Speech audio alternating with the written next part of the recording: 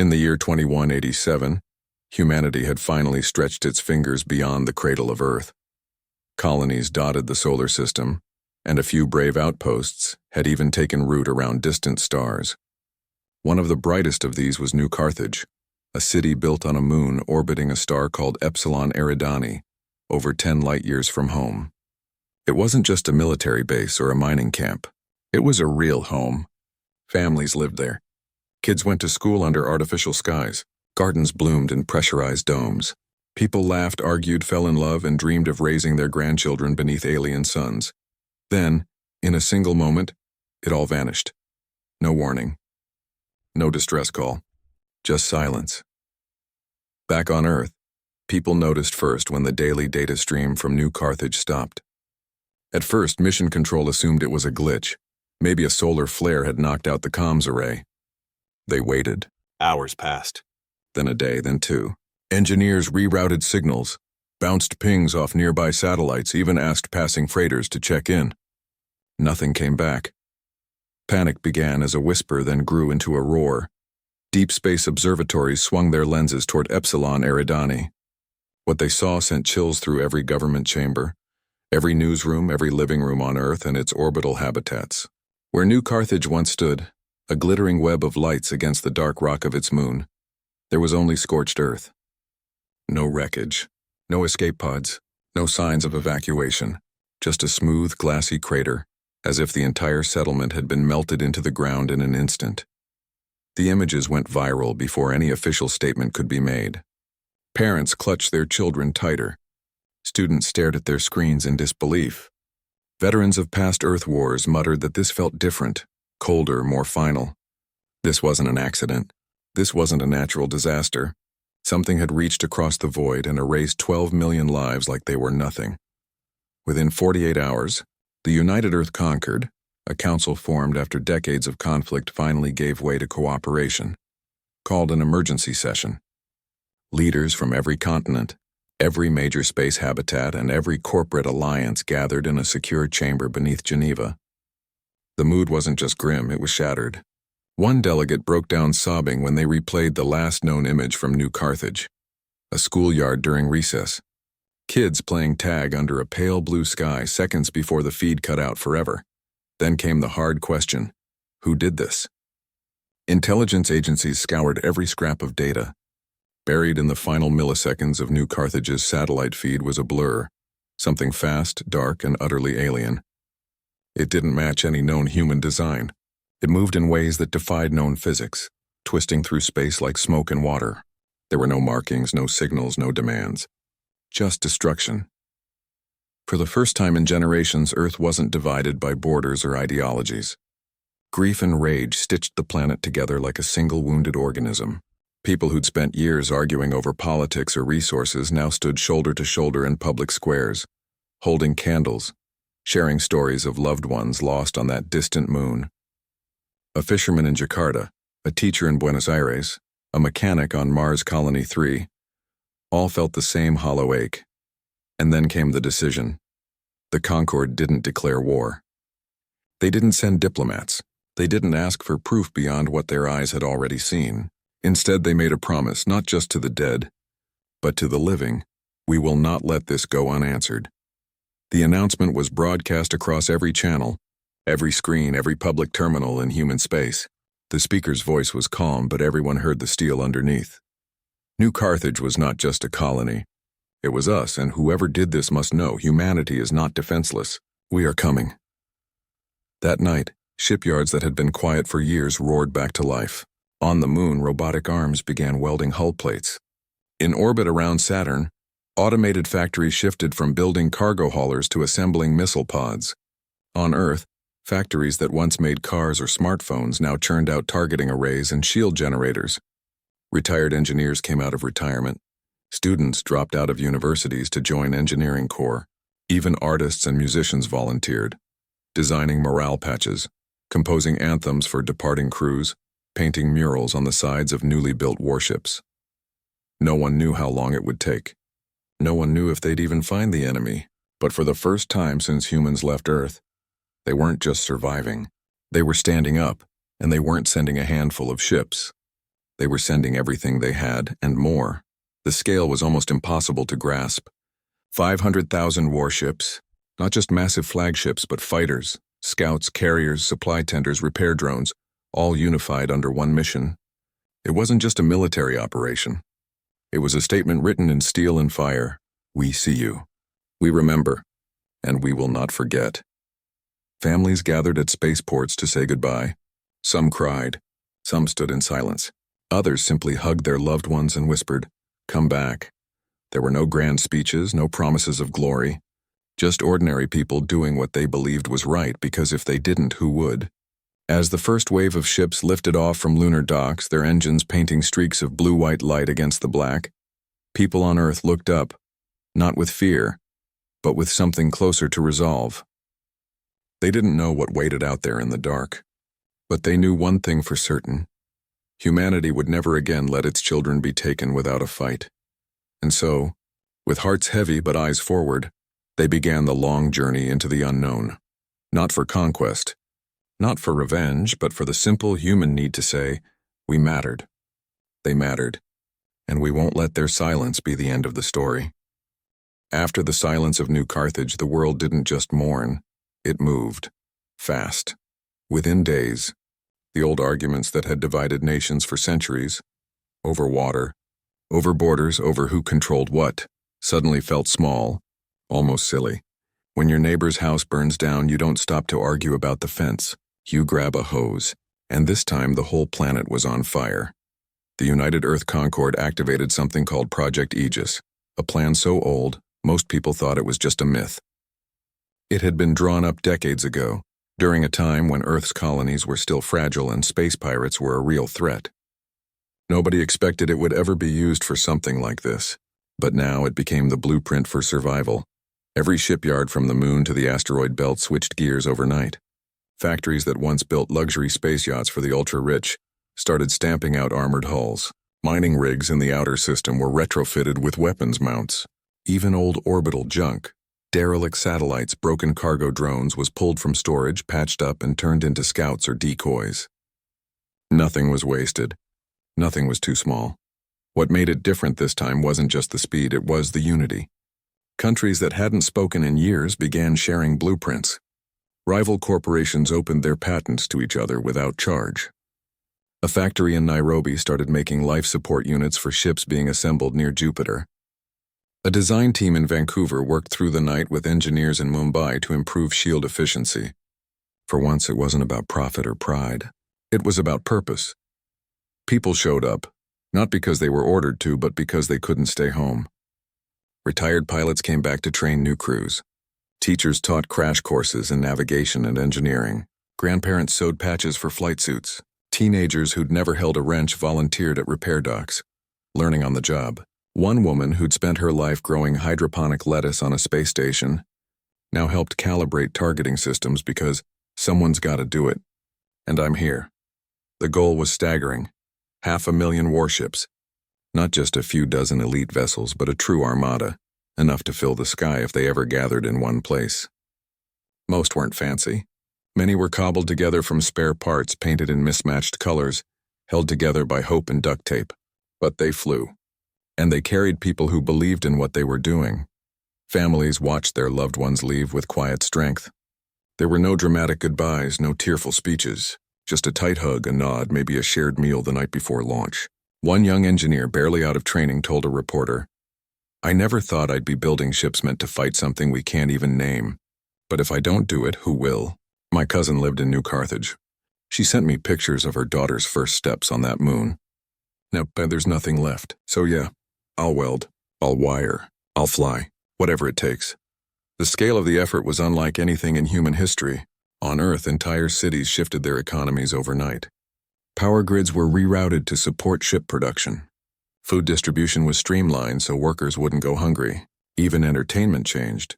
Music, films, and art all carried a quiet message of resilience, not fear. Songs weren't about war. They were about home, about memory, about not letting darkness win, and it wasn't just adults. Kids drew pictures of the fleet and mailed them to shipyards. Schools held build-a-ship contests using cardboard and foil. In one classroom in Chile, students wrote letters to future crews. Please come back. We'll be waiting. Those letters ended up taped inside cockpits, tucked into crew lockers, pinned above bunks, tiny reminders of why they were out there. As the ships rolled off assembly lines, something unexpected happened.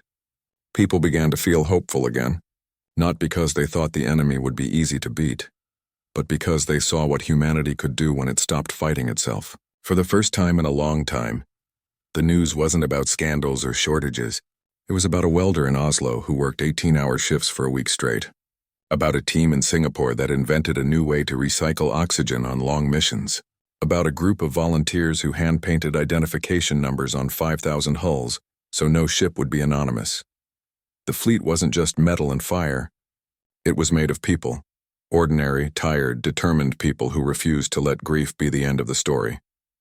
Launch days became quiet celebrations, not with fireworks or fanfare, but with crowds standing in silence as engines ignited and ships rose into the sky. Some waved. Some just watched, hands in pockets, eyes wet but steady. Every departure felt like a promise. We're not giving up. And as the final ships prepared to leave, some so new their paint hadn't even dried, there was a strange calm. No one knew what they'd find out there. No one knew if they'd return. But they knew they were going together. Not as citizens of one nation or another, but as humans. As protectors of a dream that had been shattered but not destroyed. The Armada didn't roar into the stars with anger. It moved with purpose. With sorrow, yes, but also with dignity. Because this wasn't just about revenge. It was about saying loud enough for the whole universe to hear. We build. We care, we remember. And we will not be erased without a word. As the last transport cleared Earth's orbit, someone in mission control played a recording.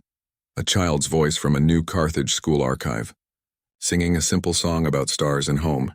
The room fell silent. Then, without a word, every person there stood up. Not to salute. Not to cheer. Just to stand together. As the fleet vanished into the deep, the journey had begun. And humanity, for all its flaws, had never looked more human. Months passed.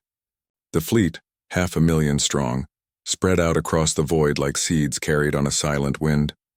At first there was energy, hope, a sense of mission. Crews trained, systems were tested, and every sensor scanned the dark for a sign. But space is vast and the enemy was nowhere to be found. The silence began to wear on people.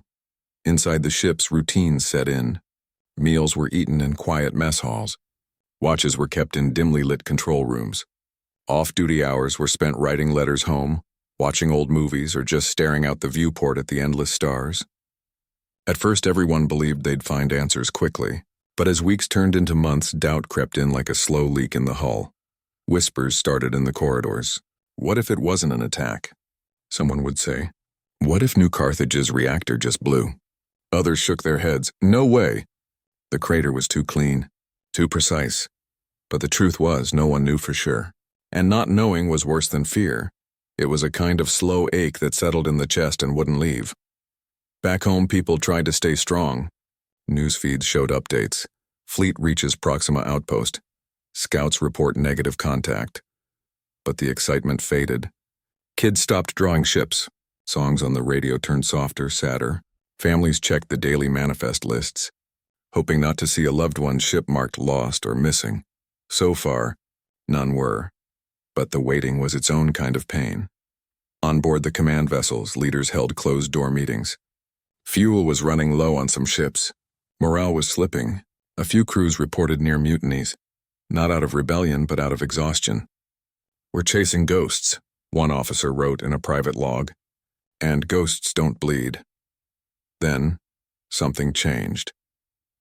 A small scout vessel, barely the size of a bus, was patrolling the icy edge of the Proxima Centauri system when its sensors picked up a faint pulse. Not a distress call, not a weapon signature, just a steady repeating tone like a heartbeat in the dark. It matched nothing in human databases, but it felt familiar. The crew held their breath as they replayed the signal. Then someone remembered. It was almost identical to the last fragment recorded from New Carthage's satellite, the blur before everything went dark. This was it. The first real clue. Within hours, relay drones shot the data across the fleet.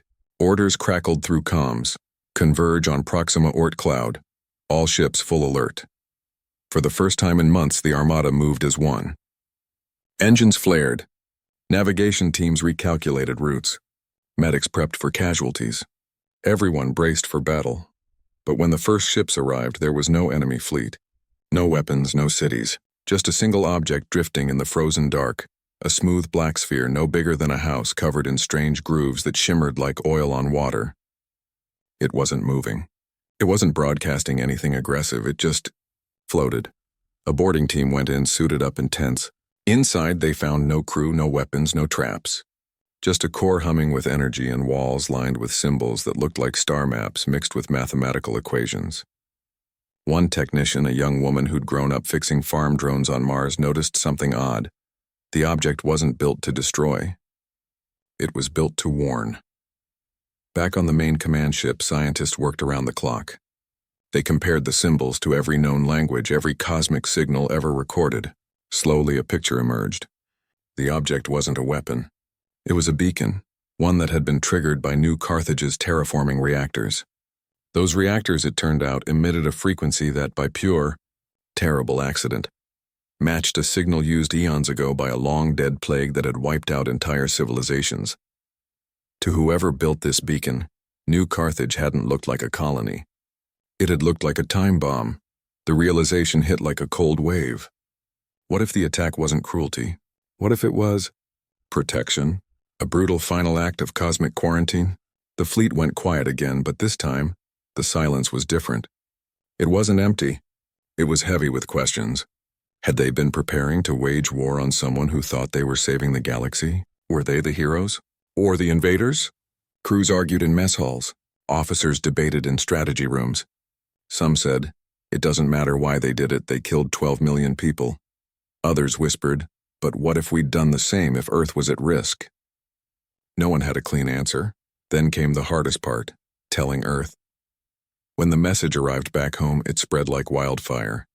People gathered in public squares, in community centers, in living rooms, watching the live feed from the fleet. The lead scientist, her voice shaking slightly, explained what they'd found. She didn't use big words. She just said, "We think we were wrong." For a moment, the world held its breath. Then something unexpected happened. Instead of anger, there was grief, but also understanding. A teacher in Manila said on a public forum, "If my child had a deadly fever and a stranger took them away to save others, I'd hate them at first, but later, I'd want to talk." A factory worker in Berlin added, "Maybe the universe isn't full of monsters. Maybe it's full of scared beings just like us." The fleet didn't turn back, but it stopped arming for war. Engineers began modifying ships, not to fire weapons, but to send signals. Linguists worked with AI to craft messages of peace, not threat. Artists helped design symbols that meant we come in sorrow, not anger. And deep in the Oort cloud, that strange black sphere kept pulsing its quiet warning. A reminder that in the vastness of space, misunderstandings can cost everything. But maybe, just maybe, they can also lead to something new. The search wasn't over, but the mission had changed. They weren't hunting an enemy anymore. They were reaching out to a neighbor, one they'd almost destroyed before even saying hello. And as the stars wheeled overhead, 500,000 ships hung in the dark, not as weapons, but as witnesses.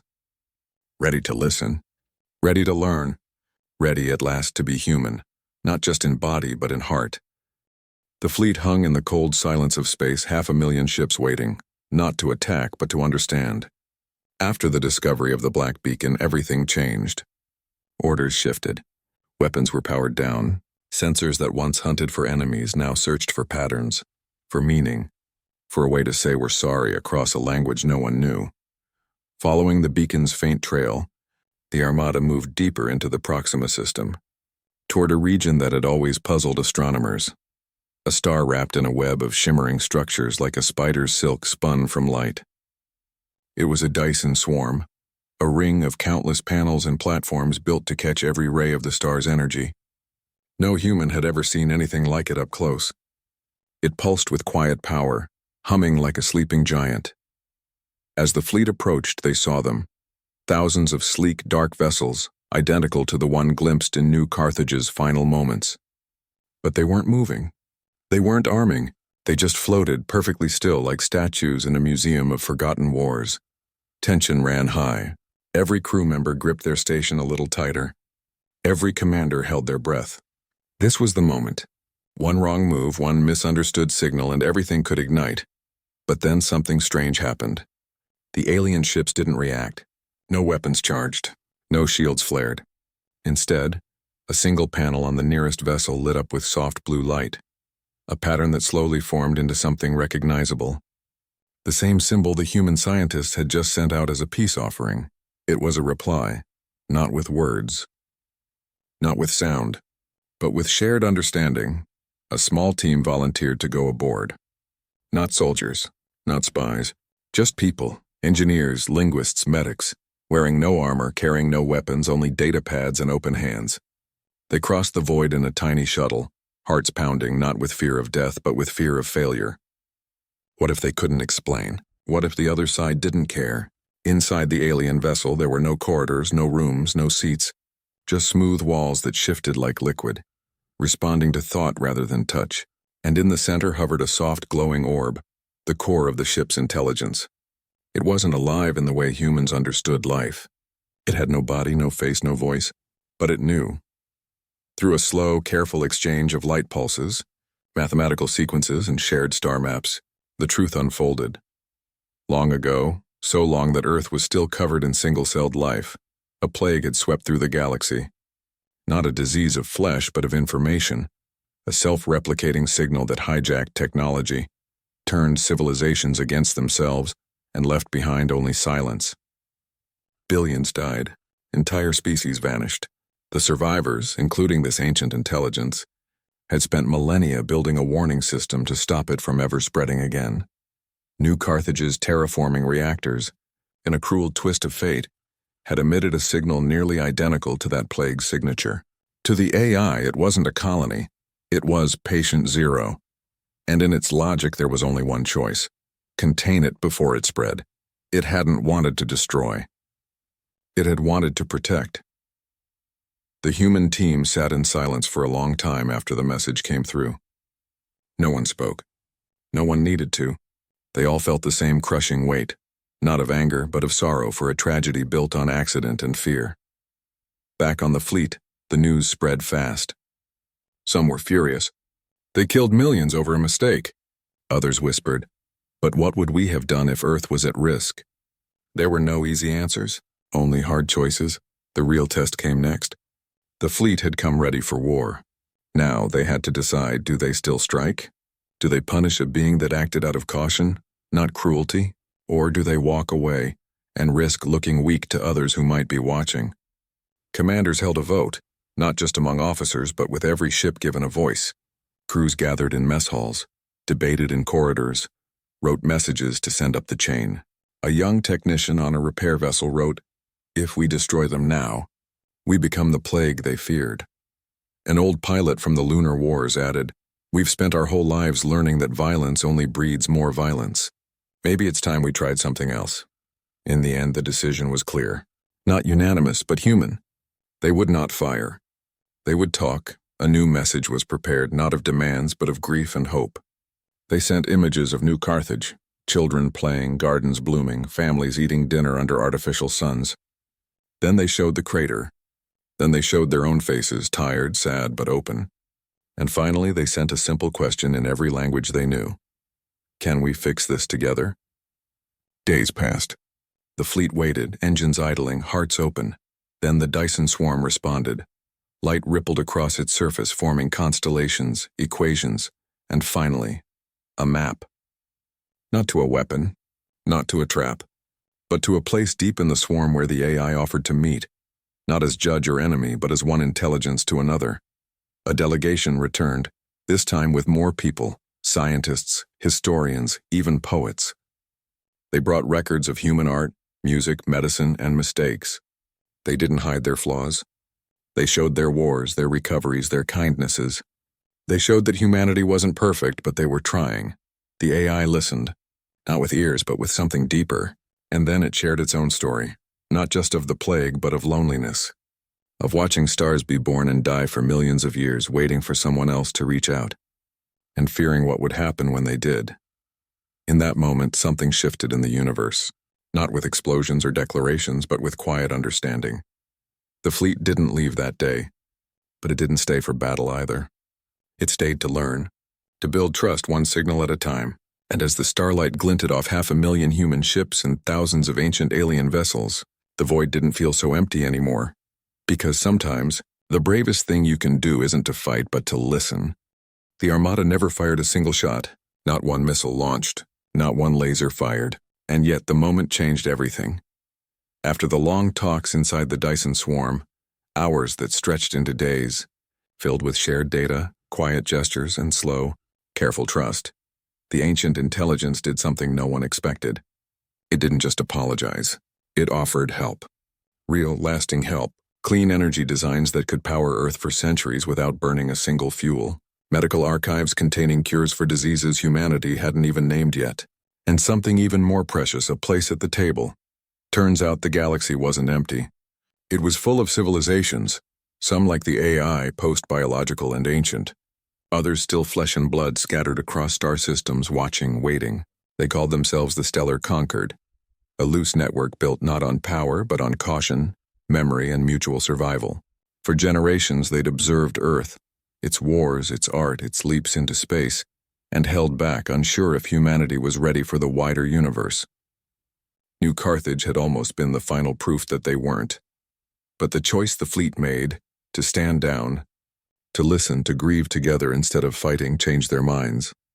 Back home, people watched the live feed from the swarm with tears in their eyes. Not tears of sadness, but of relief. A child in a classroom in Oslo asked her teacher, "Does this mean we're not alone anymore?" An old man in a village in Kenya smiled and said to no one in particular, "Maybe the stars were never cold after all."